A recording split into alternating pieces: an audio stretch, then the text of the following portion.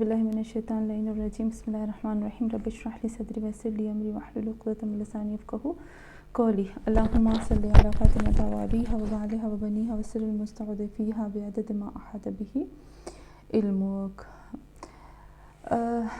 बिस्मिल्लाहिर्रहमानिर्रहीम इन्ना नहनु नुह्यिल मौता व नक्तुबु मा क़द्दमू व आसारहुम व कुल्ला शैइन अहसयनाहु फ़ी इमामिम मुबीन।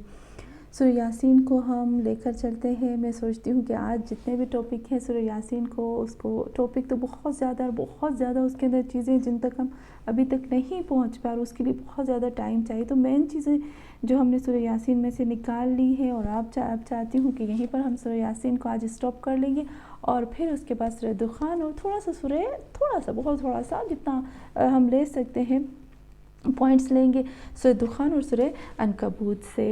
तो हमने किया था सूरह यासीन में से इन्ना नहनु नुह्यिल मौता व नक्तुबु मा क़द्दमू व आसारहुम व कुल्ला शैइन अहसयनाहु फ़ी इमामिम मुबीन। तो हमने कहा था इमाम मुबीन के बारे में, जैसे अहले सुन्नत भाई बताते हैं कि एक दफ़ा हज़रत अबू बकर और उमर जो थे वो बैठे हुए थे और रसूल खुदा सल्लल्लाहु अलैहि वसल्लम ने इस आयत को बयान फरमाया और फिर रसूल खुदा सल्लल्लाहु अलैहि वसल्लम से पूछने लगे कि या रसूलल्लाह ये इमाम मुबीन कौन है। तो रसूल खुदा के सामने से हज़रत अली अलैहिस्सलाम आने लगे तो रसूल खुदा ने हज़रत अली की तरफ इशारा करके कहा, फरमाया हुआ हाज़ा इन्नहुल इमामुल्लज़ी अहसल्लाहु तबारक व तआला फ़ीही इल्मुन कुल्लि शै। ये है इमाम मुबीन के जिसके अंदर परवरदिगार आलम ने तमाम आलम का इल्म जो है वो छुपा के रखा है। अली इब्न इब्राहीम जो है वो हज़रत इब्न अब्बास से रिवायत करते हैं कि ख़ुद अमीरुल मोमिनीन अली अलैहिस्सलाम इरशाद फरमाते हैं अना वल्लाहिल इमामुल मुबीन उबय्यिनुल हक़्क़ मिनल बातिल व वरस्तहु मिन रसूलिल्लाह।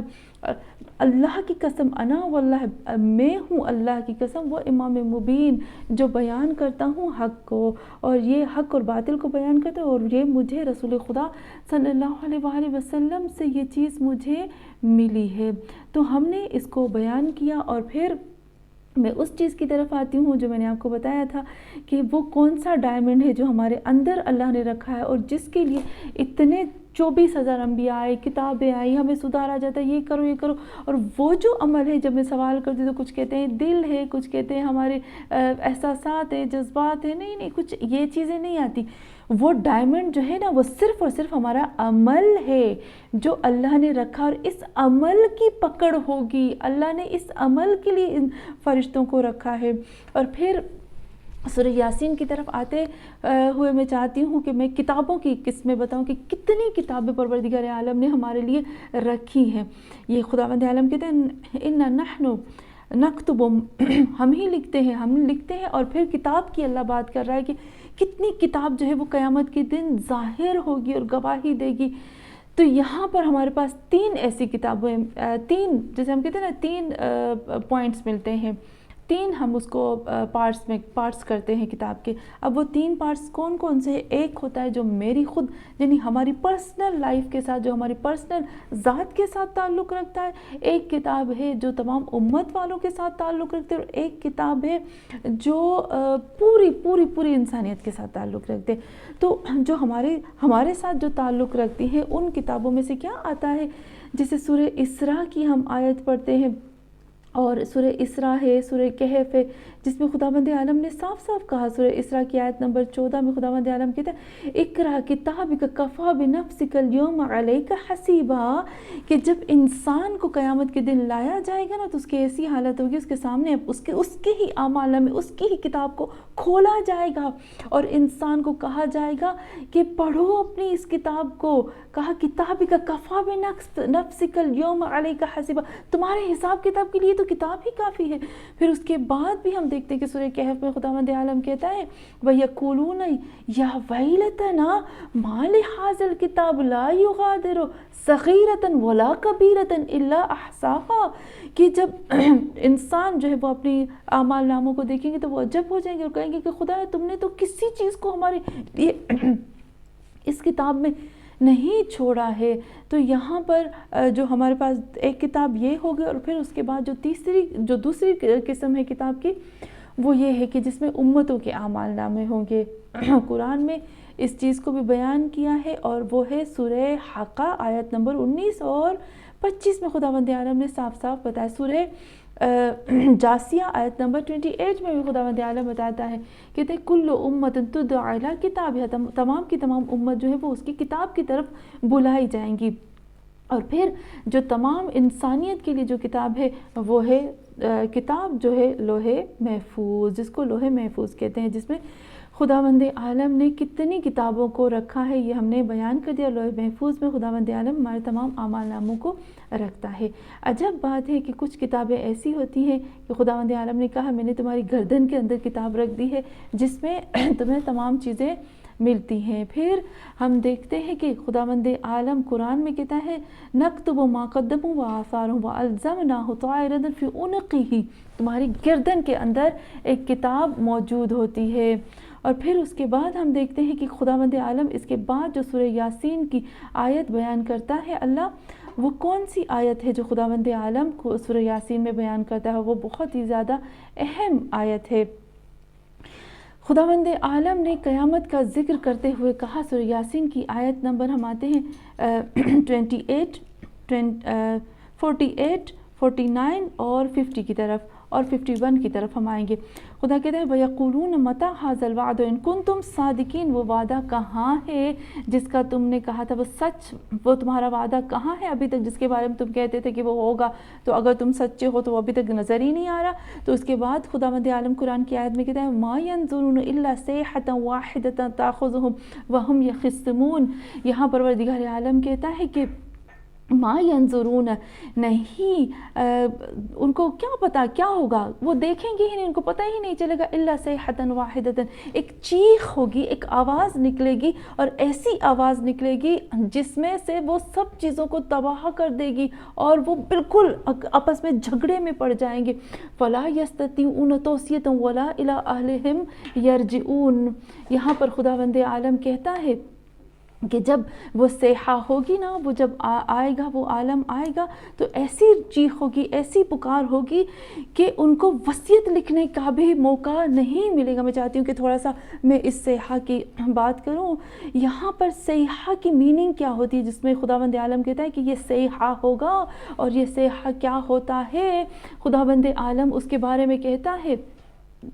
خداوند عالم اس کے بارے میں کہتا ہے کہ صیحہ کیا ہوگا. یہ صیحہ ایسا صیحہ ہوگا کہ جیسے صیحہ کا مطلب ہوتا ہے، پہلے تو میں صیحہ کی روٹ ورڈز کی طرف آتی ہوں کہ صیحہ کی جو روٹ ورڈز ہوتی ہیں وہ ہوتی ہے کسی لکڑی کو توڑنا.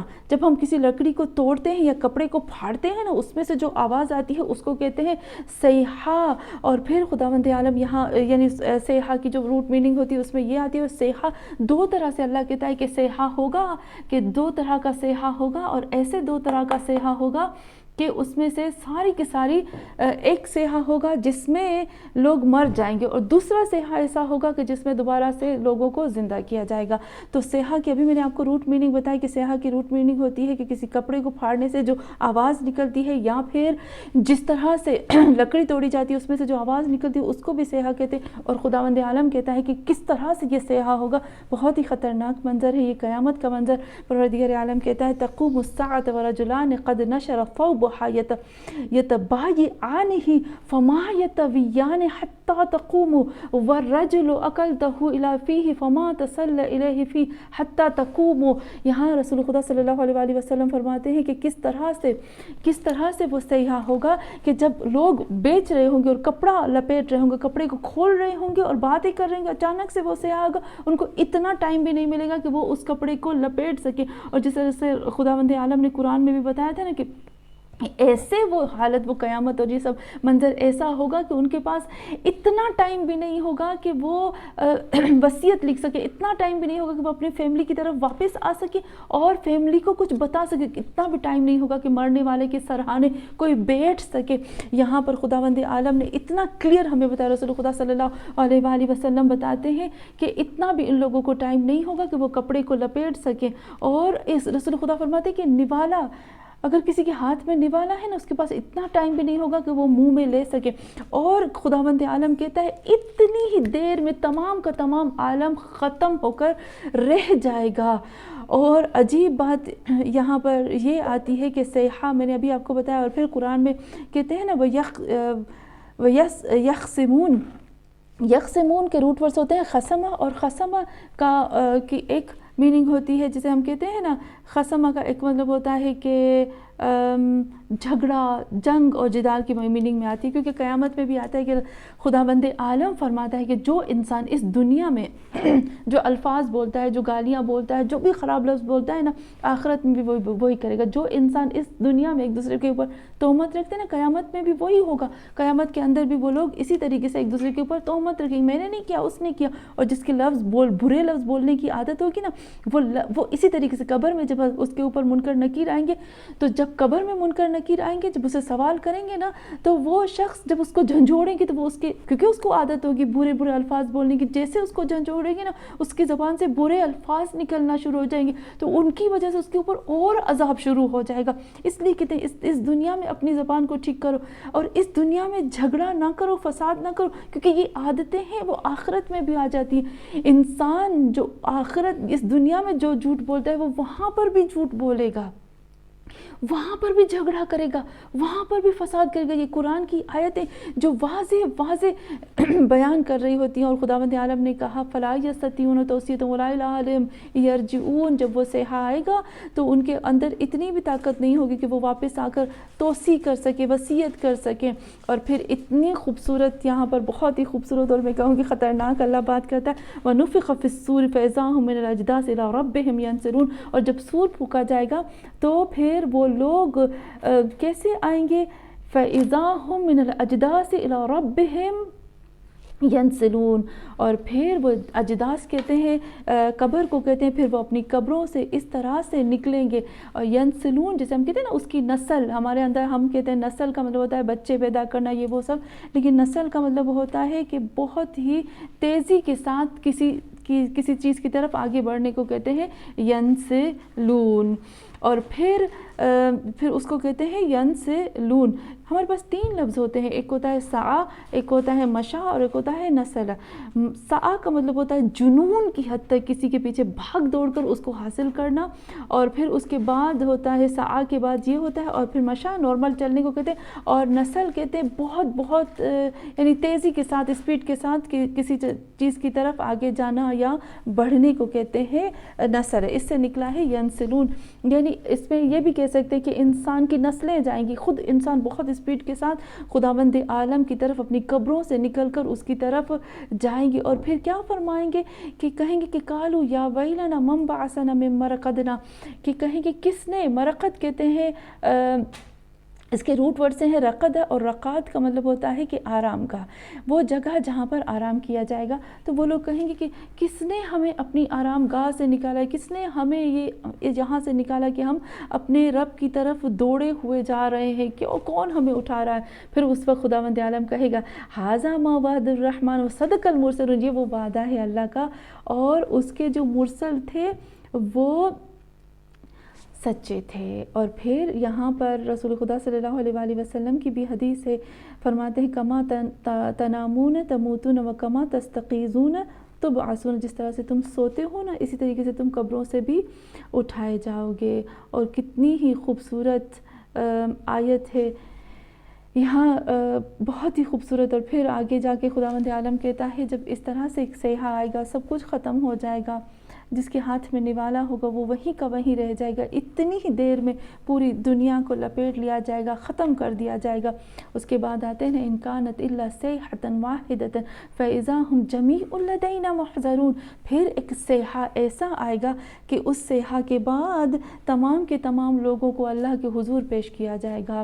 فاذا ان کانت الا، نہیں ہے سوائے ایک صیحہ، ایک آواز کے، ایسی آواز، فاذا هم جمیع لدینا محضرون، اس وقت تمام کے تمام جو ہے وہ حاضر کیے جائیں گے۔ یہ ایک قیامت کا منظر ہے جو یہاں پر خداوند عالم بیان کرتا ہے۔ میں چاہتی ہوں تھوڑی سی چیز بیان کروں، جو میں نے بتایا تھا کہ میں چاہتی ہوں، میں آپ کا تھوڑا سا ٹائم لینا چاہتی ہوں، اور اس میں بتانا چاہتی ہوں کہ وہ گواہ جو ہمارے اوپر قیامت کے دن گواہ ہوں گے، ان گواہوں کو بیان کرنا چاہتی ہوں۔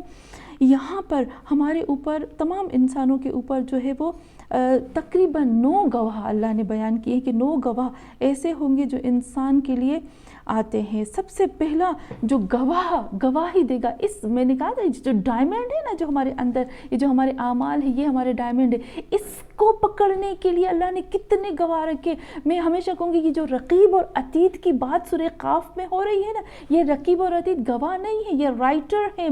हज़ारों लाखों फरिश्ते हैं हमारे पास, लेकिन उनमें से सब गवाह नहीं होंगे, कुछ तो हमारे काम के होते हैं। लेकिन सबसे पहला गवाह, जैसे कुरान की आयत कहती है कि वो क्या है, वो गवाह। सूरह निसा की आयत नंबर पहली में अल्लाह कहते हैं इन्नल्लाह अला कुल्लि शैइन शहीद, तुम्हारे ऊपर। सूरह हज की आयत नंबर 17 में भी अल्लाह कहता है कि तुम्हारे ऊपर सबसे पहला गवाह तो खुद खुदा है। बहुत ज़्यादा आयतें, मैं सिर्फ और सिर्फ एक एक आयत बयान करूँगी, उसके बाद दूसरा जो गवाह होगा ना, वो खुदावंद आलम खुद फरमाते वज्जअना बिका अला हाउलाइ शहीदा। सूरह निसा की आयत नंबर 41 आप देख लीजिएगा। सूरह नहल आयत नंबर 89 में उसमें खुदावंद आलम कहते हैं तुम्हारे हबीब, तुम्हारे रसूल खुदा सल्लल्लाहु अलैहि वसल्लम तुम्हारे ऊपर गवाह होंगे। और तीसरा गवाह मासूमीन, आइमा मासूमीन अलैहिस्सलाम होंगे, जिसके लिए कुरान में सूरह बकरा आयत नंबर 143 में खुदावंद आलम कहते हैं वकज़ालिक जअलनाकुम उम्मतन वस्ता लतकूनु शुहदा अलन नास व यकूनु रसूलु अलैकुम शहीद। और चौथा गवाह जो है वो हमारे ऊपर होंगे, खुद फरिश्ते होंगे। वजात कुल्लु नफ्सिन मअ साइकुम व शहीद। सूरह काफ में भी कहा खुदावंद आलम ने, ये सूरह काफ की आयत नंबर 21 में खुदा कहता है तुम्हारे ऊपर तुम्हारे गवाह होंगे फरिश्ते, जितने भी फरिश्ते। और फिर उसके बाद जो पांचवा गवाह होगा वो है ज़मीन। ज़मीन खुद गवाही देगी। यहाँ खुदावंद आलम सूरह ज़िलज़ाल की आयत नंबर 4 में कहता है ना यौम तुहद्दिसु अख़बारहा, यहाँ ज़मीन इज़ा ज़ुलज़िलतिल अर्ज़ ज़िलज़ालहा व अख़रजतिल अर्ज़ अस्क़ालहा व क़ालल इंसानु मा लहा।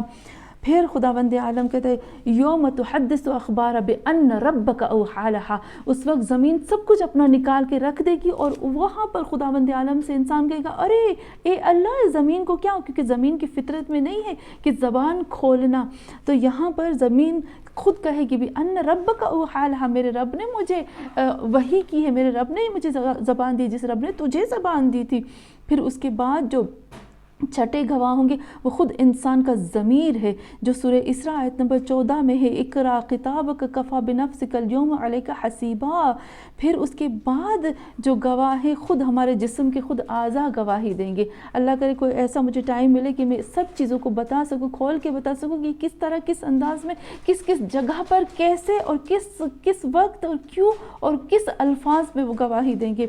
फिर सूरह नूर की आयत नंबर 24 में यौम तशहदु अलैहिम अलसिनतुहुम बिअयदिहिम व अर्जुलुहुम बिमा कानू यामलून, उनके खुद हाथ पाँव, उनकी ज़बानें, सब तमाम चीज़ें उनके ऊपर गवाही देंगे। फिर आठवां गवाह जो है वो खुद ज़मान है, ज़मान टाइम जो है वो गवाही देगा। हम कहते हैं ना नेटवर्क, जो ये पूरा नेटवर्क, ज़माने में पूरा नेटवर्क आ जाता है, ये किरणें आ जाती हैं, तमाम ऐसी चीज़ें आ जाती हैं।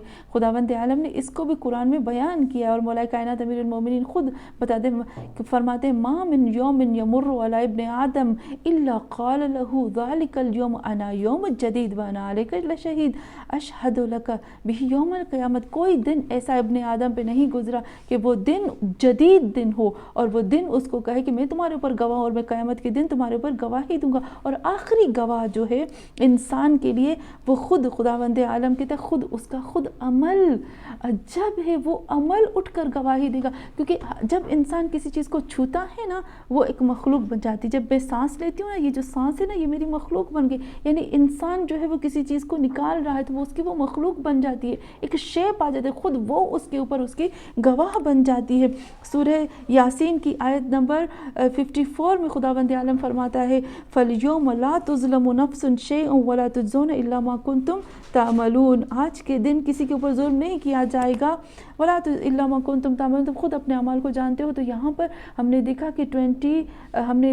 कि सूरह यासीन की भी आयत नंबर 21 में भी खुदावंद आलम ने 54 में भी खुदावंद आलम ने बता दिया कि हमारे ऊपर कितने गवाह होंगे, खुद हमारे आमाल जो है वो हमारी गवाही देंगे।